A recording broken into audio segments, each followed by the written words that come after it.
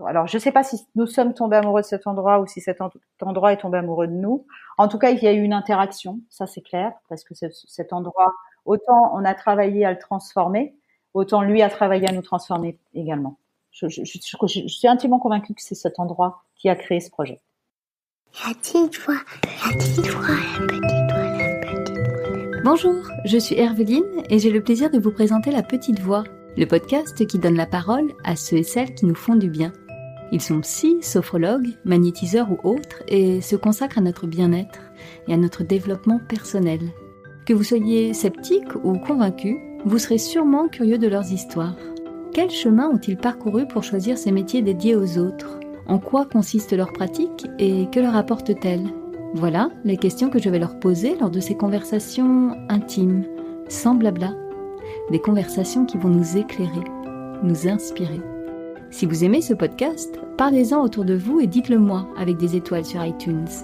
N'oubliez pas aussi de vous abonner pour ne rater aucun épisode. Alors, prêt à écouter La Petite Voix pour entendre la vôtre ? La Petite Voix, le podcast, c'est parti ! Bienvenue dans un nouvel épisode de La Petite Voix, un épisode qui va venir clôturer joliment cette deuxième saison. 16 belles rencontres avec des thérapeutes qui nous font réfléchir sur notre propre vie, dont les questions résonnent avec les nôtres. Des thérapeutes qui nous ont touchés, émus, fait rire et parfois même pleurer. Sans parler de ces petites bulles d'air et de bien-être qu'ils nous ont offerts pendant le confinement dans la série Respire. Bref, j'ai pensé que pour conclure cette année riche et parfois, avouons-le, difficile, j'allais vous emmener au grand air pour prendre soin de vous. J'ai eu la chance de m'entretenir avec Laurence Focard de Fontefiguière, qui accueille dans son université du mieux-être dans le Luberon celles et ceux qui ont besoin de se reconnecter à eux-mêmes. Un havre de paix où l'on redécouvre son corps, notamment à travers des exercices corporels et une alimentation saine. Un endroit apaisant où l'on prend soin de soi grâce à des thérapeutes qui sont là pour nous accompagner. Des thérapeutes comme Laurence. Laurence, elle, a parcouru un long chemin depuis sa vie parisienne de visiteuse médicale jusqu'à aujourd'hui. Bienvenue dans un épisode doux et ressourçant. Un épisode pour envisager, peut-être, ses vacances autrement. Avec Laurence, on va parler d'accompagnement à la fin de vie, de grève des éboueurs à Marseille et d'un lieu qui vous appelle et qui vous transforme. Bonjour Laurence, bienvenue dans La Petite Voix. Bonjour Herveline. Merci à vous d'avoir accepté mon invitation. Ensemble, aujourd'hui, on va parler de mieux-être. Donc là, c'est un vaste programme qui nous attend. Mais est-ce qu'avant de nous lancer vraiment dans l'entretien, vous pouvez vous présenter en quelques mots, s'il vous plaît ? Oui, bien sûr. Alors, je m'appelle Laurence Focard de Fontefiguière, j'ai 48 ans.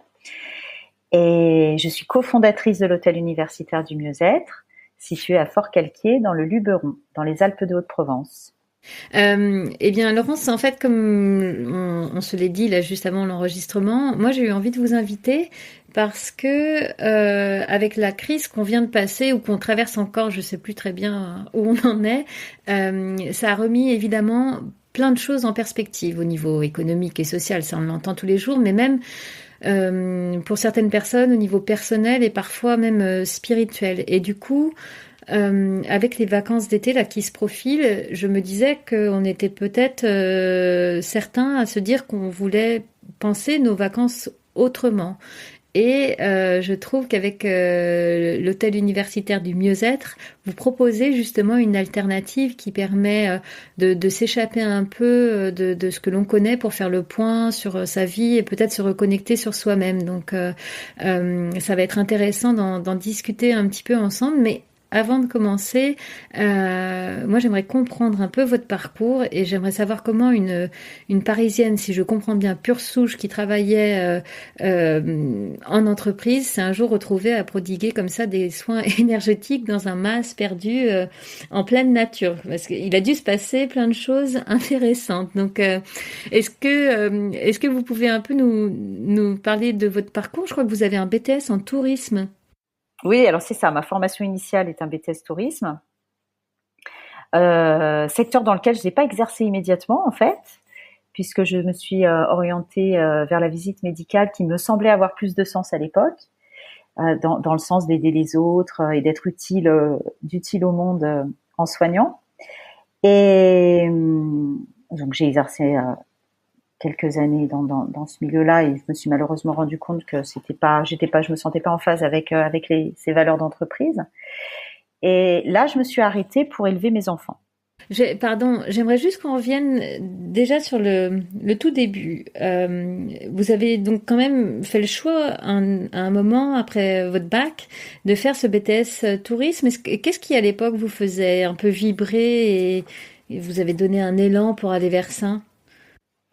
Alors le voyage, évidemment, ça va être d'une banalité effrayante, mais c'était le voyage, c'était la découverte de cultures différentes, c'était la rencontre à l'autre. Et en fait, sur le marché du travail, ça s'est présenté, en tout cas pour moi, de façon très différente. C'était rester en agence, derrière son ordinateur, à réserver des billets d'avion pour les uns, les autres.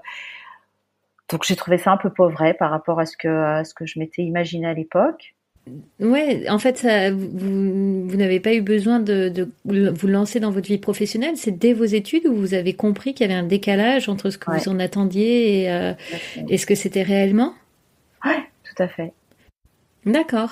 Et donc, par contre, quand vous expliquez que vous avez choisi ce métier de délégué médical, vous soulevez d'ores et déjà la question du sens et de l'humain. Absolument. Alors bon, alors moi, je suis partie dans la visite médicale. À l'époque, j'avais un papa qui était lui-même dans ce milieu-là, et c'était ce côté euh, la recherche, trouve des molécules pour guérir les gens.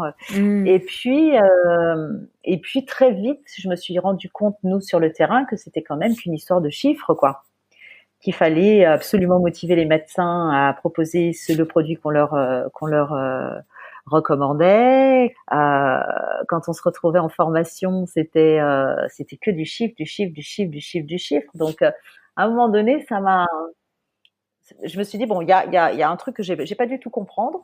Hmm. Et peut-être qu'il serait temps que j'évolue vers autre chose. Et puis à l'époque, j'étais jeune maman et j'étais enceinte d'un deuxième. Et je me suis dit, mais finalement, je les vois pas grandir. Je Hmm. prends pas le temps de les regarder, juste les regarder vivre. Voilà. J'ai sauté à pieds joints dans cette voie-là et je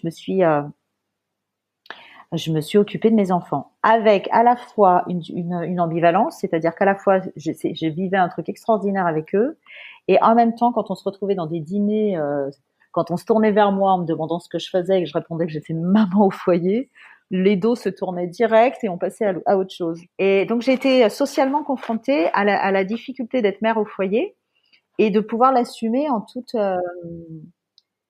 voilà. En fait, on n'existe pas si on n'existe pas socialement ou professionnellement. À l'époque, hein, peut-être que ça a changé maintenant. Et puis alors ça, c'est moi qui peut-être le projette, mais on s'imagine que bah soit on n'avait vraiment pas grand chose à faire et que professionnellement, donc du coup on a choisi cette voie-là par dépit. Hmm. Soit on fait rien de ses journées, on profite d'un mari qui a un cadre de vie sympa et enfin voilà. En tout cas, on est souvent catalogué comme ça dans des choses pas très et surtout chez les femmes. Autant les hommes trouvent ça plutôt touchant, chouette, voilà, qu'il y ait un pivot dans une famille et qui soit là. Autant chez la femme, j'ai trouvé ça d'une violence incroyable. Mais est-ce que c'est cette pression-là qui, à un moment, vous a fait vous poser la question de revenir dans le monde du travail ou vous avez un peu réussi à faire fi de tout ça pour avancer et vivre pleinement ce que vous aviez à vivre avec vos enfants? Alors moi, tant qu'ils étaient non scolarisés, j'étais avec eux tout le temps. Et ensuite, quand ils ont commencé à aller à l'école et qu'il y avait ce rythme, des repas le midi, etc. Bon, moi là, c'est devenu compliqué pour moi à ce moment-là. Et puis je me disais bon, voilà, j'ai 3 heures le matin et 3 heures l'après-midi. J'ai à la fois du temps, mais en même temps, c'est pas suffisant pour pouvoir engager quelque chose. Hmm. Et, donc autant reprendre une vie professionnelle, puisque eux, ils commençaient déjà à sortir du nid d'une certaine façon. Donc, vers quoi vous vous êtes orienté? Est-ce que vous en aviez assez vu là de votre métier de délégué médical, hein? Ouais, j'en avais assez vu. Alors, je me suis branchée histoire de l'art. Du coup, au début, je me suis dit, bah tiens, je vais reprendre des études. Parce qu'en fait, à ce moment-là, je devais avoir pas tout à fait 30 ans. Et je me suis très vite rendu compte que quand une femme s'était arrêtée de travailler, c'était compliqué de reprendre la vie professionnelle. Donc, je me suis dit, bon, bah, quitte à buter, bah, je vais refaire des études. Et puis, tant qu'à faire, je vais faire des études sympas qui me plaisent. Et c'était histoire de l'art.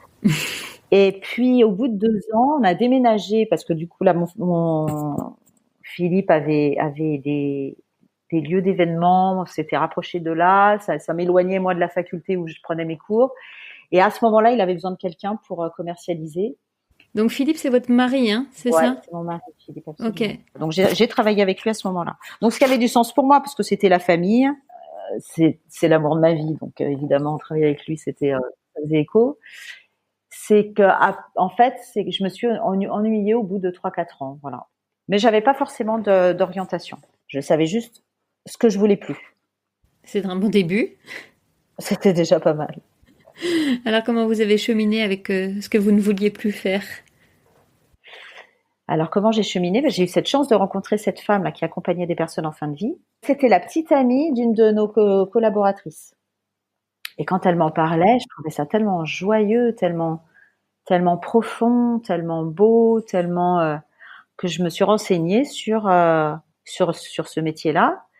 Et bon, après, il fallait repartir dans des cycles d'études qui me paraissaient trop longs et j'avais pas forcément envie d'aller en faire un métier à 8 heures par jour à ce moment-là. Et du coup, je me suis lancée dans le bénévolat. Et ok, donc au hasard des discussions, vous découvrez ça et là, ça vous intéresse tout de suite. C'est quand même particulier, on est d'accord? Ouais, alors surtout que j'avais 35 ans, donc c'est le sujet de la mort à 35 ans, on en parle assez peu.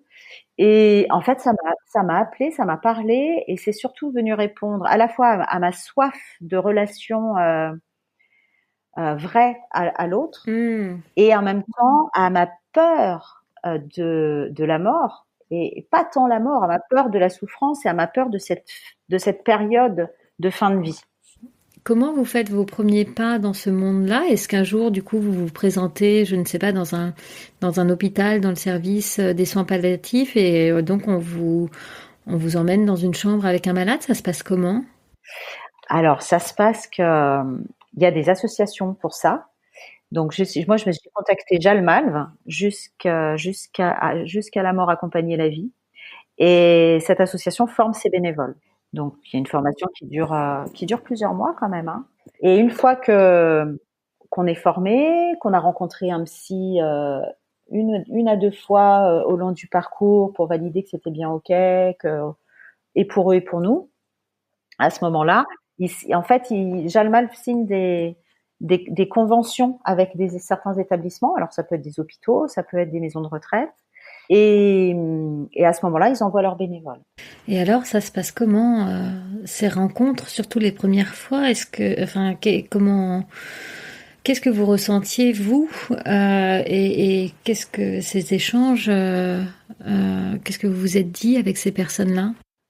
On parle de la vie. Enfin, moi, ça a toujours été des échanges extrêmement joyeux, parfois plein d'émotions aussi, hein. Ça n'empêche pas que on a aussi parfois les larmes Ouais. qui coulent. Et c'est magnifique parce qu'en fait, ils racontent leur vie, ils racontent comment ils en sont arrivés là, ce que la maladie peut représenter. Parce que moi, j'étais en cancérologie, donc voilà, comment ils vivent leur maladie. On parle pas de la mort en règle générale. En tout cas, nous, on l'aborde jamais. Ce sont les personnes qui l'abordent pas quand elles sont prêtes. Alors, ce qui m'a moi le plus frappé, c'est que sur l'ensemble des patients que j'ai rencontrés, je n'ai que 2 personnes qui étaient complètement ok avec la mort et qui avaient une lumière au fond de leurs yeux que j'ai jamais retrouvée ailleurs. Et là, tous les 2 m'ont dit, bah moi j'ai pas besoin de vous, merci de passer, mais en fait là où je suis super bien et je suis heureux d'y aller. Waouh. Waouh. Alors là déjà, ça fait réfléchir. Sinon, Oui. très peu de personnes sont en capacité d'aborder ce sujet avec sérénité. Ça a toujours, il y a beaucoup de déni, il y a beaucoup de colère, il y a beaucoup de non-dits. Ouais, vous étiez un peu le réceptacle de tout ça, en fait. Le réceptacle, oui, de ceux qui disaient, quand ils abordaient le sujet de la mort, de dire à quel point ils en avaient peur, ouais. Mais c'est très très rare. C'est un sujet tabou, vraiment, hein.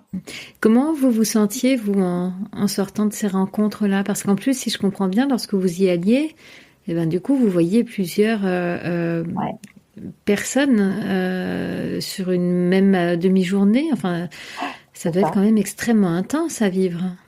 C'est intense, c'est beau, c'est riche. Moi, je suis toujours sortie de là joyeuse parce que les personnes que je visitais à ce moment-là, même si elles étaient parfois dans la douleur et dans la souffrance, on arrivait toujours à avoir des moments de joie, des moments de rire. Oui, c'est pas nécessairement complètement plombé, en fait. Et au contraire, il nous reste tellement peu de temps que autant en profiter à fond. Et puis moi, ça me ramenait à la vie. Je me disais, mais regarde, t'es en bonne santé, t'as tes enfants qui sont en bonne santé. Enfin, c'est cadeau, quoi. Profite de ces moments-là avant que ça aussi, un jour, ça te tombe dessus. Bien sûr. Comment ça vous a impacté dans votre vie voilà, vous le dites, tout d'un coup, vous vous êtes rendu compte que vous aviez cette chance immense d'avoir voilà, votre vie, votre mari, vos enfants en bonne santé.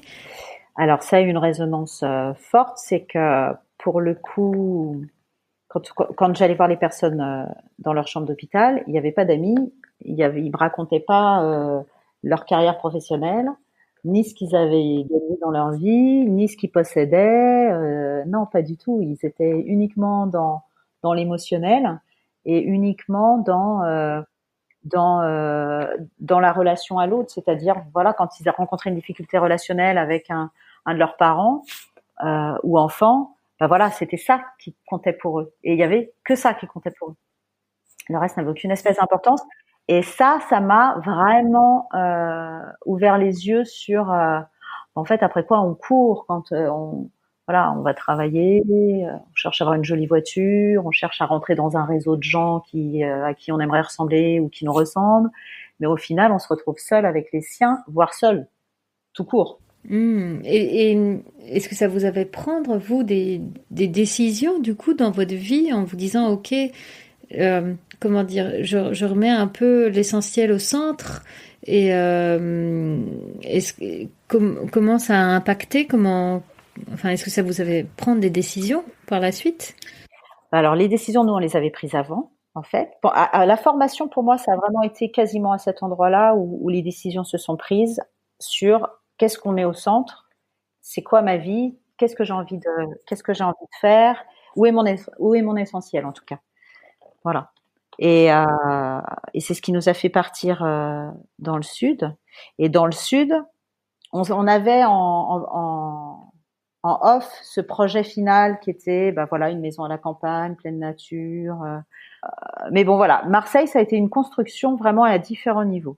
Ça a été une construction à la fois sur bon l'accompagnement en fin de vie, bien sûr, sur le travail relationnel de soi à soi, et surtout cette rencontre avec son propre intime, via la sophrologie entre autres, et via la communication non violente. Ah, ok. Comment la sophrologie et la communication non violente sont arrivées dans vos vies? Est-ce que c'était à ce moment-là où vous étiez bénévole sur le sujet de la fin de vie? Alors moi j'étais bénévole à ce moment-là en effet, et en même temps je cherchais à résoudre une difficulté relationnelle que j'avais avec un de mes fils. En tout cas, j'étais pas raccord avec une attitude très très colère que j'avais régulièrement avec lui, et j'avais cherché à. Alors, j'avais pas envie de rentrer dans ces trucs de psy qui durent 1000 ans où on se turlupine le nombril et on se. Voilà, j'avais besoin de choses efficaces. Et en fait, je suis tombée sur cette formation de parents en fait, tout simplement. Alors, c'était assez génial parce qu'en fait, c'était très pratico-pratique, c'est-à-dire que c'était des jeux de rôle. Et en fait, on nous faisait jouer le rôle du parent et aussi le rôle de l'enfant. Et du coup, on ressentait à l'intérieur ce que ça faisait vivre à l'enfant. Et donc, quand on vivait ça, on se disait, waouh, mais c'est ça que je fais vivre à mon enfant, mais quelle horreur! Comment est-ce qu'il peut se construire en étant solide? Et en même temps, comme on était plein de parents dans le même cas, on se regardait, on se disait, bon, ça va, je suis pas seule à faire ça, tout va bien. Ça rassure un petit peu. Pas la peine que je me flagelle. Et, et après, hop, on nous disait, ben voilà, si vous disiez les choses de cette façon-là, de façon complètement informative. Donc en fait, ça nous a appris à partir d'une observation, de nous apprendre à scanner un petit peu comment on ressentait les choses, pouvoir poser une émotion, et ensuite proposer quelque chose ou faire une demande. Et ça, en fait, comme j'avais une formatrice qui était assez géniale, et à chaque fois qu'elle nous écoutait, elle était dans une empathie hallucinante. Et je lui ai demandé, je lui ai dit, raconte-moi un petit peu d'où tu viens. Elle dit, mais moi, c'est la communication non violente qui est vraiment la base pour moi de cette formation-là. Du coup, j'ai été en communication non violente, où là, ça m'a permis d'aller un peu plus loin dans cette démarche-là. Et en communication non violente, j'ai rencontré une sophrologue. Ok. Qui m'a parlé de son travail. Et là, comme on était en train d'avancer, nous, sur notre projet professionnel, je me suis dit, mais c'est exactement ça qu'il faudrait qu'on emmène dans notre projet. Donc, je me suis formée à la sophrologie. Et là, la sophrologie, ça a été... Ok. Bon, alors, on se sert de la sophrologie pour plein de choses. Pour moi, en tout cas, ça a été vraiment un moyen d'aller rencontrer... quand je dis mon intime, je pourrais dire mon âme, en fait. Parce que ça a vraiment été un outil puissant de connaissance de vous-même. C'est comme ça que vous l'avez utilisé? Exactement. Ok. Waouh. Ok. Donc, si je comprends bien, vous avez concentré là sur quelques mois ou quelques années des changements hyper puissants dans votre vie qui étaient donc du coup incarnés par cet accompagnement de fin de vie, cette formation en sophrologie, la communication non violente. Ouais. Tout d'un coup, est-ce qu'avant de vivre tout ça là, ces années-là, est-ce qu'avant cela vous aviez une sensibilité à des choses un peu sinon spirituelles, en tout cas de développement personnel? Est-ce que ça vous intéressait ou pas du tout? D'accord, ok. Alors moi toujours, ça c'est sûr que ça m'a toujours intéressé. Bon, moi j'ai un grand-père qui était pasteur, donc le côté spirituel m'a toujours habité. Ok, donc dans ce moment de vie vraiment charnière, vous avez aussi un projet de famille, un projet de couple, donc vous quittez Paris, vous vous installez d'abord à Marseille. Oui. Alors, on avait une idée dans l'absolu, et pendant que en fait je faisais ma communication non violente, en fait, quand on s'est retrouvé à Marseille, on s'est dit, on a un projet qui est de partir vivre en pleine nature, en étant autonome au niveau de l'énergie et autonome au niveau de l'eau. Ça, c'était vraiment notre cahier des charges, et en même temps, on voulait pas complètement s'isoler du monde humain. Et on se disait, mais tiens, comment est-ce qu'on peut peut-être devenir chambre d'hôte avec quelque chose à apporter? Et comme j'étais en communication non violente, moi, il y avait un sujet qui m'intéressait bien à ce moment-là, c'était la médiation dans le couple, dans un couple en difficulté ou dans une relation parent-enfant, tout simplement. Enfin, en tout cas, dans une relation familiale. D'accord. Parce que souvent, on rentre en difficulté relationnelle. Ça ne veut pas dire qu'on ne s'aime plus. C'est juste que la relation, elle est à un endroit, la relation, douloureuse pour les uns et les autres, en fait. Donc, c'était ça. Et puis, au final, quand on a trouvé notre endroit, qui était un endroit qui est le MAS aujourd'hui, on s'est dit, 15 chambres, qu'est-ce qu'on va faire de ça? Voilà. Où l'idée, vraiment, moi, en tout cas, ce qui me tenait à cœur, c'était de dire, OK, il y a cet endroit, il y a 15 chambres, donc forcément, on va accueillir plus de personnes, mais je veux pas que ce soit de l'hôtellerie, parce que ça ne m'intéresse pas de recevoir des gens qui me demandent la couleur de la serviette, la déco de la porcelaine et machin. Je dis, moi, je veux pas être dans cette relation-là avec les gens qu'on va accueillir. Ce que je souhaite, c'est vraiment que les personnes reconnectent avec ce qu'elles sont, qu'elles reconnectent avec leur corps, parce que pour moi, tout passe par le corps. Donc, c'était vraiment ce côté, les personnes reviennent par des pratiques corporelles. Alors, du coup, nous, on a plein de pratiques corporelles différentes. On en a une le matin qui est une pratique de réveil. Il y a une pratique posturale en milieu de matinée. Et le soir, il y a une pratique de lâcher prise pour que les personnes, qu'elles aient les outils nécessaires pour que dans leur journée, elles elles puissent se reconnecter à leur corps à tout moment.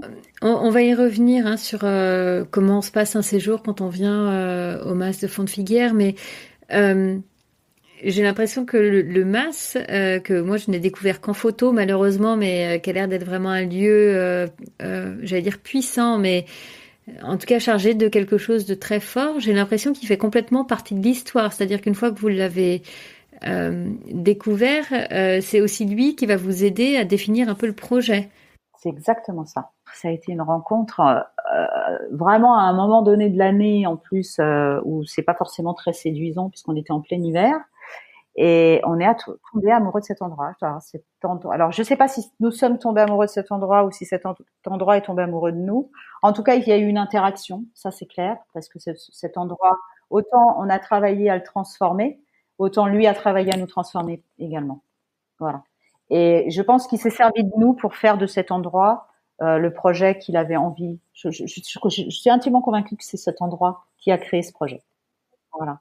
Alors pourquoi je dis ça? C'est parce qu'en fait, c'est parce qu'à Fort-Calquier, on s'est rendu compte en construisant nous notre projet qu'il y avait des thérapeutes et des praticiens extraordinaires et qu'il y en avait pléthore. Et on s'est dit mais c'est pas possible, on n'aurait jamais pu faire un endroit comme ça ailleurs. Et que Fort-Calquier est une ville qui est très très branchée éco-responsabilité, bio. C'est incroyable cette ville. En fait, c'est amusant quand on vous écoute. On entend donc tout votre parcours où vous allez grandir ça et là à travers différentes rencontres avec des personnes, des pratiques, etc. Et puis tout d'un coup, les pièces du puzzle commencent à se mettre en place. Et quand vous arrivez au MAS, il y a quelque chose qui s'aligne, quoi. Exactement. Waouh. Donc là, c'était en quelle année? Donc là, c'est 2012. En 2012, ok. Donc ça fait 8 ans. Et comment le projet a-t-il pris forme? Alors, on est arrivé là. Nous, on avait pris conscience de plein de choses. Bon, à la fois sur un plan humain, spirituel, mais aussi dans la matière. C'est-à-dire que avec cette grève des boueurs à Marseille en 2010, on s'est rendu compte à quel point nos comportements de consommation étaient complètement pathologiques. Pendant un mois, les immondices s'accumulaient dans Marseille. Je remercie les éboueurs de Marseille parce que vraiment, on a pu vraiment voir la quantité de déchets en un mois de ce qu'une population pouvait déjecter. Et là, ça nous a mis vraiment face à notre réalité. Du coup, on s'est dit, OK, maintenant, on divise par deux nos poubelles. Alors évidemment, depuis, on les a divisées bien plus que par deux. Donc ça a été tout ça. Et quand on a eu cet hôtel, on s'est dit on peut décemment pas commencer à mettre des détergents comme on trouve dans les hôtels. On peut pas délirer comme ça, quoi. Ouais, en fait, au-delà de la prise de conscience spirituelle, personnelle, il y avait aussi une dimension très écologique au sens vraiment global du terme, quoi. C'est ça. Alors, du coup, quand on a fait les travaux, pour nous, c'était évident on voulait à l'époque, on voulait que tout soit français ou européen. Ouais. Donc ça, c'était la première chose. La deuxième chose, c'est qu'il fallait que ce soit écologique absolument, ou en tout cas vraiment dans quelque chose d'une approche raisonnée. On voulait pas qu'il y ait de matières pétrolifères. Donc tous les produits sont vraiment naturels. Wow. Vous lancez votre première saison en 2014. Comment présentez-vous le MAS à vos clients? Comment déjà l'imaginez-vous à l'époque? Alors à l'époque, c'était à qui on s'adresse parce que c'était compliqué de dire coucou, on existe. Alors on a eu une très très belle presse. Voilà, à ce moment-là, on s'est dit on va prendre une attachée de presse pour le faire connaître parce que il y a pas de concept identique, donc il y a pas de demande. Ouais. Et donc au moins faire savoir que quelque part en France, il y a un endroit où on peut venir se ressourcer. Parce qu'en fait, prendre soin de soi, c'est vraiment une démarche extrêmement globale. C'est pas juste c'est bien sûr prendre du temps pour soi, pour méditer, pour respirer, pour faire voilà une activité de yoga ou cardio ou peu importe. Mais c'est aussi s'alimenter. Et nous, l'alimentation, c'est extrêmement central pour nous. Et l'alimentation, c'est pas que manger des produits bio, parce qu'on peut manger des produits bio, mais pas forcément les associer de la bonne manière, pas forcément les cuisiner de la bonne manière. En fait, on a vraiment mis au point, nous, une synthèse de tout ce qu'on a pu glaner et comprendre notre réaction corporelle à l'aliment pour faire cette proposition. Ouais. Voilà. Et je pense que c'est ça que les personnes, quand elles viennent au MAS, c'est ça qui les touche, c'est que finalement, c'est pas juste je fais 3 activités par jour, je mange bio et non, c'est beaucoup plus, ça va beaucoup plus loin que ça. Est-ce que ça veut dire que les personnes qui viennent au MAS sont déjà, comment dire, bien avancées dans leur cheminement intérieur? Pas forcément. Non, on a à la fois une population qui est déjà extrêmement avancée et qui cherche un endroit complètement aligné avec ses propres valeurs et son propre mode de vie. Et puis il y a ceux qui sont dans une période, à un carrefour de vie où ils sont, voilà, ils trouvent pas d'issue. Enfin voilà, c'est un peu le tsunami et ils ont besoin de prendre du recul et ils viennent au MAS pour faire un petit temps de pause et se reconnecter à ce qu'ils sont. Donc on a autant des gens qui sont en burn-out, on a des personnes qui sortent de cancer, on a aussi des cas comme ça de personnes qui vivent des choses quand même lourdes. Et donc concrètement, quand on vient passer comme ça un moment au MAS, déjà on vient pour combien de temps? Alors c'est extrêmement variable. Nous, la durée minimum c'est 2 nuits et ensuite ça peut être 1 semaine, 2 semaines. On a vu des personnes rester 1 mois, bon ça reste assez rare. Mais globalement, on va dire c'est entre 4 et 8 jours, ouais. D'accord, ok. Comment se déroulent les journées quand on arrive au MAS? Qu'est-ce qui se passe? J'imagine qu'on n'arrive pas ici comme dans un hôtel, on est dans une autre relation, même avec vous. Comment ça se passe? Alors je les accueille. Moi, j'accueille les personnes. Donc, je les accueille en leur demandant, voilà, ce qu'elles attendent de cet endroit, ce qui les a motivées à venir jusqu'à nous. Donc là, c'est un moment d'échange qui est assez chouette parce que la personne peut déjà livrer ce qu'elle a, en tout cas déposer des choses.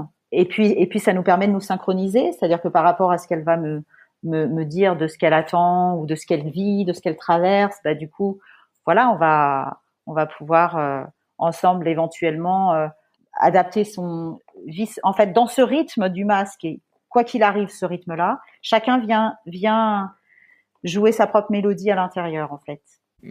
Alors quel est ce cadre? J'ai envie de dire, c'est un cadre horaire, c'est-à-dire que tous les matins, il y a 2 services de petit déjeuner. Donc, il y a 3 pratiques par jour, quoi qu'il arrive, à 8h30, à 10h30, à 17h. Et puis, il y a des horaires de repas à 12h30 et à 19h30 le soir. Et puis, il y a un temps de rien. Voilà, au MAS, il y a un temps entre 14 et 17h où on peut faire rien. Et ce temps-là peut aussi être un temps où ils vont s'offrir un accompagnement individuel avec des thérapeutes qui officient au MAS, en fait. D'accord, parce que donc il y a ces temps collectifs que vous évoquiez tout à l'heure avec qui sont, si je comprends bien, ces temps collectifs, c'est vraiment toujours refaire du lien avec son corps, quoi, se reconnecter profondément via le corps. Ok, donc ça c'est ces temps collectifs. Et ensuite il y a en revanche des accompagnements individuels, si je comprends bien, qui sont optionnels. Bon, alors il y a des accompagnements au massage, il y a différents types de massages, et il y a des accompagnements posturaux. Il y a des accompagnements énergétiques, il y a des accompagnements somatopsychiques et des accompagnements corpo-émotionnels. Ok, donc on a le corps à travers ces exercices, l'accompagnement individuel. Justement, les personnes, lorsqu'elles viennent au MAS, donc est-ce qu'on vient entre amis ou est-ce que, enfin moi mon idée ce serait plutôt que c'est quelque chose qui se fait un peu en solo. Alors il y a de tout. Alors en effet, il y a des personnes qui viennent en solo parce qu'à un moment donné elles ont envie de se recentrer et que c'est plus compliqué de se recentrer quand on vient avec quelqu'un. Et on a des couples qui viennent. Et on a des copines qui viennent aussi entre elles. Donc il se passe des choses, j'imagine aussi dans le groupe. Exactement. Ouais, il se dit des choses. Il y a des très très belles rencontres qui se font. Et puis nous, on a pu constater avec les années passant et les retours des uns et des autres, c'est que c'est toujours la bonne personne au bon moment. C'est-à-dire que quand quelqu'un arrive avec une problématique avec laquelle elle n'est pas forcément, elle y voit pas forcément clair, il y a forcément quelqu'un dans le groupe qui à un moment donné aura une voie de réponse à lui proposer. Soit parce qu'elle est passée par la même phase, soit parce que, voilà, on ne sait pas pourquoi. La magie des rencontres. C'est incroyable, hein? C'est incroyable. Et alors, que vous disent en général les personnes qui quittent le MAS, à part peut-être qu'ils auraient aimé prolonger leur séjour, mais voilà, qu'est-ce qu'ils en retirent de ces séjours? Alors plein de choses. Ils en retirent déjà la volonté de modifier leur alimentation. Ils vont regarder leur alimentation de près avec beaucoup plus d'attention. Voilà. Et modifier peut-être une chose ou deux choses qu'ils auront retenues. Donc nous, quand on les revoit, elles sont pas les mêmes. Hein. D'ailleurs, quand on voit une personne arriver pour la première fois, elle est dans une énergie qu'elle va pouvoir lâcher complètement pendant son séjour. Et quand elle revient une autre fois, elle a perdu ça. Il y a vraiment une transformation de fond qui se fait. Donc, pour vous, il y a vraiment un avant et un après? Ouais. Mais parce que d'un seul coup, ils mettent en acte, en fait. Quand on leur parle d'alimentation, ça reste que jamais que mental, intellectuel, on débat, oui, mais il faut faire ça, et puis il faut faire ci, et puis il faut bien se faire plaisir. Et quand on expérimente les choses, d'un seul coup, c'est le corps qui parle. Et quand ils comprennent d'un seul coup, ils se sentent mieux, qu'ils se sentent plus légers, qu'ils n'ont plus des grains d'estomac, qu'ils dorment mieux, ils se disent, mais là, on peut me raconter ce qu'on veut, je le vis. La force du MAS, c'est l'expérience. Mais alors, vous vous y vivez depuis 2010, donc est-ce que vous-même, vous vivez cette transformation-là? Enfin... Ah bah moi, le MAS, il m'a transformé, il continue de me transformer. Là, en plus, avec Covid, ça a été encore une étape supplémentaire. Alors nous, le Covid, ça a été assez extraordinaire parce qu'on a pu vivre un printemps au MAS sans personne. Donc on était complètement en connexion avec cette nature là qui émergeait. On a pu l'observer, la regarder. Et puis comme on était du coup seul au MAS et qu'il y avait personne avec nous pour nous aider à nous occuper du jardin, des intérieurs, etc. En fait, on s'est redécouvert. Voilà. Puis on s'est dit mais on est complètement au service de cet endroit. Et cet endroit est à notre service aussi. Enfin bon, il y a vraiment un échange. C'est une très très belle histoire. Ça donne vraiment envie de faire voilà cette pause dans ce qui semble être comme une petite bulle comme ça au MAS. Merci en tout cas d'avoir partagé comme ça sur votre parcours et ce qui se passe au MAS. Ça donne ouais vraiment, ça donne très envie. Avant de terminer quand même notre entretien, moi j'ai quelques questions rituelles pour vous, Laurence. J'aimerais savoir, en référence au titre de ce podcast, si vous écoutez souvent votre petite voix. Ouais. Alors ma petite voix, je l'entends. J'ai appris à l'entendre. Je l'écoute maintenant le plus souvent possible, mais ça m'arrive encore parfois de pas l'écouter. C'est déjà bien d'en avoir conscience. C'est un premier pas pour l'écouter. Ok. Est-ce que vous pouvez nous conseiller un livre qui aurait particulièrement éclairé votre chemin de vie? Oui, alors moi j'ai un livre. Alors ça a été, je dirais vraiment pour le coup le premier livre. C'était une de vos questions. Le premier livre moi qui m'a bouleversée, c'est La nature de la pensée de Krishnamurti. Et alors, de quoi est-il question dans ce livre? De la pensée en fait, et à quel point la pensée est conditionnée, et à quel point elle est divisante, à quel point elle est jugeante. Et à quel point elle nous divise. On a évoqué déjà pas mal de rituels, ceux que vous pratiquez avec vos clients au MAS, mais est-ce que vous en avez un en particulier que vous avez envie de nous conseiller? Ouais, alors moi j'en ai un tous les matins, ce sont les 5 Tibétains et les Makoho.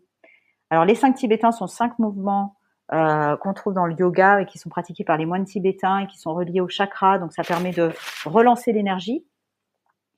Et les Mako, ce sont 6 étirements qui sont reliés, sont des étirements statiques, qui sont reliés aux 6 paires de méridiens et qui permettent également à la fois de faire circuler l'énergie et en même temps d'assouplir le corps et de pouvoir démarrer sa journée en étant bien présent à soi, voilà, et assoupli. Bon, et ma dernière question, Laurence, est-ce que vous êtes heureuse? Oui, je suis heureuse. Vraiment, vraiment heureuse, et heureuse à la fois parce que ça a été un long chemin de m'aligner et qu'aujourd'hui à la fois je me sens alignée mais qu'en même temps je peux apporter quelque chose aux autres. Et ça c'est le plus grand des bonheurs. Eh bien, Laurence, merci beaucoup pour cet échange. Et écoutez, je constate là, qu'en vous parlant, j'ai un grand sourire sur les lèvres. Donc c'est que, vous voyez, même sans venir au MAS, mais juste comme ça, à travers cet échange, Déjà, ça fonctionne et moi, ça m'a fait du bien d'échanger avec vous. Donc, merci beaucoup. Et j'espère que quand vous viendrez en France, vous passerez nous voir. Avec grand plaisir. La Petite Voix, le podcast, c'est fini pour aujourd'hui. Rendez-vous mardi dans 2 semaines pour le prochain épisode. Si celui-ci vous a plu, alors dites-le moi avec des étoiles sur iTunes. Parlez-en aussi autour de vous. Et pour ne rater aucun épisode, pensez à vous abonner sur votre appli de podcast ou sur les réseaux sociaux. Vous me trouverez en cherchant La Petite Voix, le podcast sur Facebook, Instagram, Twitter et YouTube. D'ailleurs, c'est sur ces pages que je vous raconte les coulisses de ma rencontre du jour et que vous trouverez toutes les références de l'épisode. Une dernière chose qui me tient vraiment à cœur, je serais ravie d'échanger avec vous sur vos impressions, de recevoir vos questions et vos suggestions sur les invités que vous aimeriez entendre. Alors surtout, n'hésitez pas à m'écrire. Merci beaucoup et à bientôt sur La Petite Voix.